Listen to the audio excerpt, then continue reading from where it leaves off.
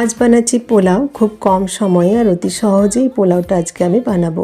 সেজন্য গোবিন্দভোগ চাল সারা রাত জলে ভিজিয়ে রেখেছিলাম, তারপরে ছাঁকনিতে জলটা ঝরতে দিয়েছি।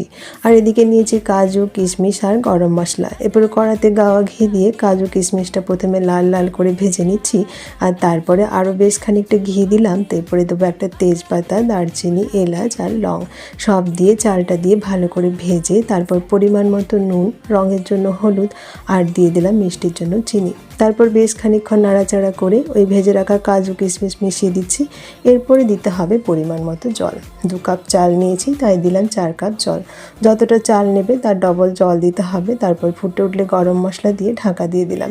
আর 10 মিনিট পর দেখবে এইভাবে ফুটো ফুটো হয়ে গেছে। তখন কিন্তু একবারে নাড়াচাড়া করো না, চাটু ঢুকিয়ে যদি দেখে নেবে জল আছে কি না। আর তারপর গ্যাসটা বন্ধ করে আরও 10 মিনিট ঢাকা দিয়ে রেখে নাড়াচাড়া করলে ঝরঝরে আর সুস্বাদু পোলাও একদম রেডি হয়ে যাবে।